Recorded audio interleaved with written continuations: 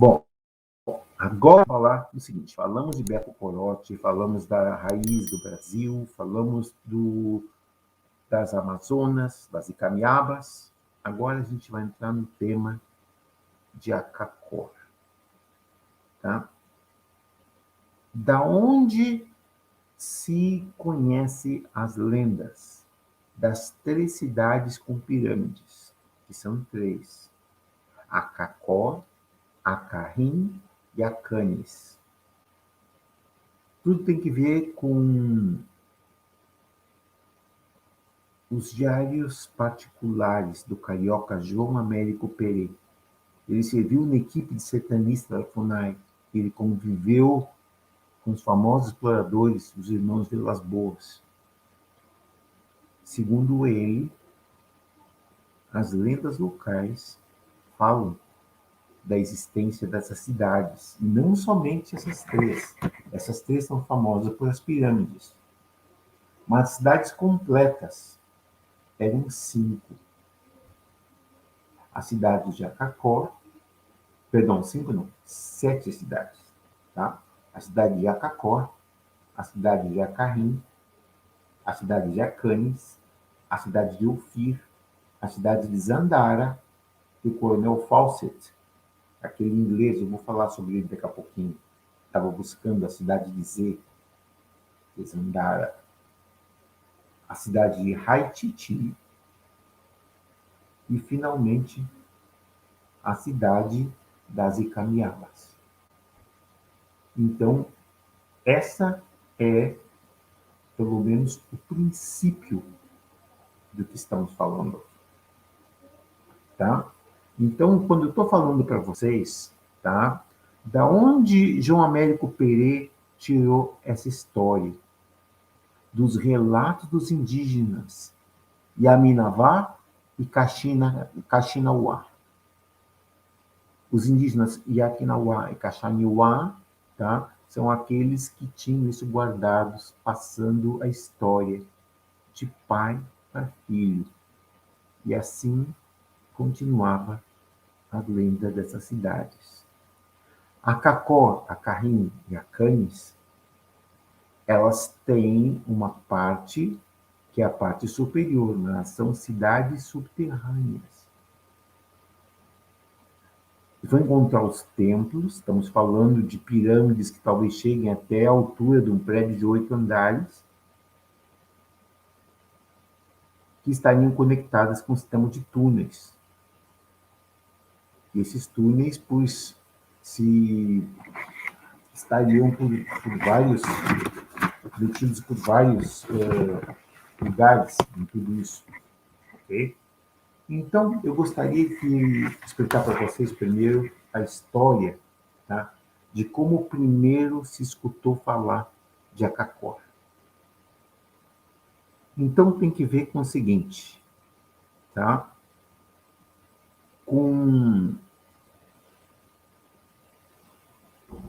Antes de mais nada, Francisco Orellana, tá?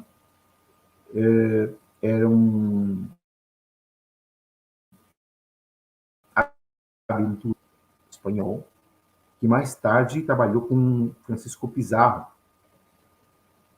Então, ele que estava buscando nessa época a cidade de Eldorado, que ficava supostamente no Amazonas.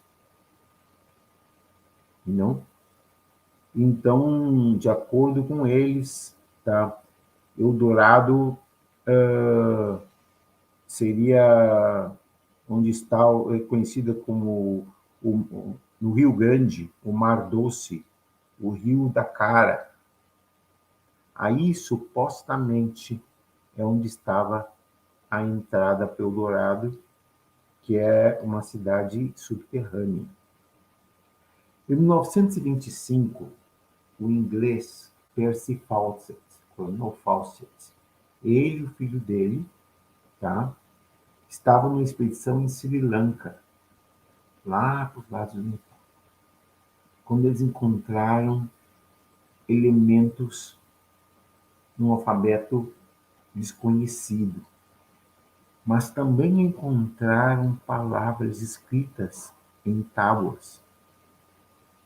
Essas tábuas de argila que estavam preservadas estavam escritas em arameu e hebreu. Então, sabe o que passa? É que justamente nessas placas que eles encontraram, estavam as palavras BRZL, Brasil. E ali se falava de Akakor. E ele encontrou isso no Sri Lanka. Então imagine que longe que estava tudo isso. Então o que ele fez? Retornando à Inglaterra, ele preparou uma expedição onde ele e o filho dele e um grupo de exploradores, era o ano de 1925, fizeram uma expedição na Amazonas. E a área que eles iam buscar isso, tá, é num afluente do Rio Negro, chamado Rio Padauari. E aí, essa expedição estava numa área que não tinha cartografia e era considerada como inexplorada. O coronel Fawcett e todo o seu grupo desapareceram da face da terra. Nunca mais ninguém escutou falar dele. Então, imagine como é que está, como estamos em tudo isso, ok? Descobriram uma coisa interessante entre isso. Vocês sabiam que existe um filme do Steven Spielberg, filme do Indiana Jones, tá? Chamado Indiana Jones e o Reino da Caveira de Cristal. Vocês sabiam o nome da cidade perdida que eles estavam buscando? Para que não ficasse tão óbvio, ele não botou Akakor, mas ele botou Akator, que é praticamente a mesma coisa, mudando o K por uma T. Mas se vocês podem ver esse filme, aí ele está descrevendo justamente a conexão extraterrestre entre Akakor, que ele chama de Akator, e, e esses viajantes estelares. E a função das caveiras de cristal, que na verdade são instrumentos que serviam de conexão mental e telepática. Então vocês veem com tanto que estamos evoluindo em tudo isso. Então, se a gente está falando de Akakor, a gente tem que falar do arqueólogo Roldão Pires Brandão, que eu já mencionei para vocês. Ele era o presidente da Associação Brasileira de Arqueologia e Pesquisa. Ok? Então, ele estava estudando a fundo a questão de Akakor e a existência de Akakor. Ok? E sabe-se que ele descobriu um suposto indígena que chamava-se Tatum Canara. Agora, o mais interessante do Tatum Canara é o seguinte: mesmo que ele parecesse com o tipo de pele que os indígenas têm, a pele escura, olivada e tudo isso, as feições dele não eram indígenas, eram feições caucásicas. E qual a surpresa dele, porque ele foi buscar esse Tatum Canara, porque esse Tatum Canara tinha informação de como chegar a Cacó. E ele, então, necessitava disso. Ok? Então, a história é o seguinte: o que foi que ele fez? Ele foi buscar as referências desse Tatum Canara. E qual é a surpresa dele, tá? Quando ele descobriu que esse Tatum Canara, ele não era qualquer pessoa, tá? O Tatum Canara estava envolvido com uma série de pessoas importantes. Então, para dizer, pessoas importantes, quem eram essas pessoas importantes de que estamos falando aqui, tá? As pessoas importantes que Tatum Canara estava envolvido, entre outras coisas, tá? Eric von Däniken, em 1972. Eric von Däniken, que escreveu Os Evolucionautas, ele veio a buscar a ajuda de Tatum Canara.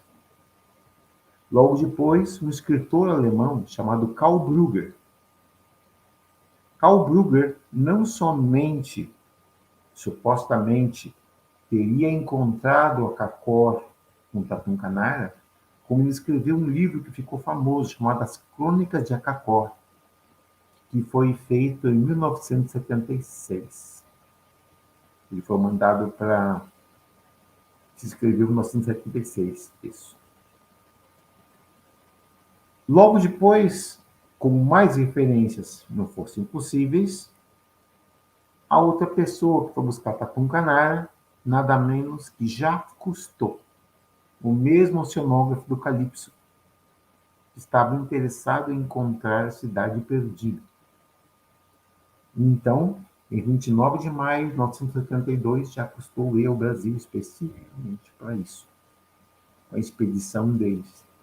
Acontece que a expedição deles nunca pôde tirar nem cerca dali, porque houve uma revolta indígena naquela região. Tatum Canara disse que ele não podia garantir a segurança de ninguém, que se eles não tivessem ponto na expedição, a vida deles corria perigo. Então, já Cousteau nunca pôde chegar até onde Karl Brugger tinha chegado, que é a ideia de Cousteau era verificar o que já Karl Brugger havia encontrado quando escreveu o livro As Crônicas de Acacor. Mas o que passou então em tudo isso é que não havia forma nenhuma, tá? Que não havia nenhuma maneira que, com a pessoa com tantas referências, não tivesse um apoio. Então, o que Rodolfo Pires Brandão fez? Pois ele foi e acatou e não os avisos de Tatum Canara. Mas também Rodolfo Pires Brandão nunca conseguiu chegar em Acacor, porque não foi possível chegar. Mas o mais importante não foi isso. Foi que 2 anos depois da vinda de Jacques Cousteau ao Brasil, aquele escritor, Karl Brugger, ele chegava ao Brasil de novo, tá? Era o ano de 1984, e dessa vez ele não somente queria ir a Arcacó, ele queria retirar uma série de instrumentos e aparelhos que ele tinha visto lá e que não foi possível tirar porque os indígenas não permitiram. Mas dessa vez ele ia de qualquer forma. E sabe o que passou com Karl Brugger? Karl Brugger foi assassinado a tiros em 84, no bairro de Ipanema, no Rio de Janeiro, e nunca encontraram o culpado.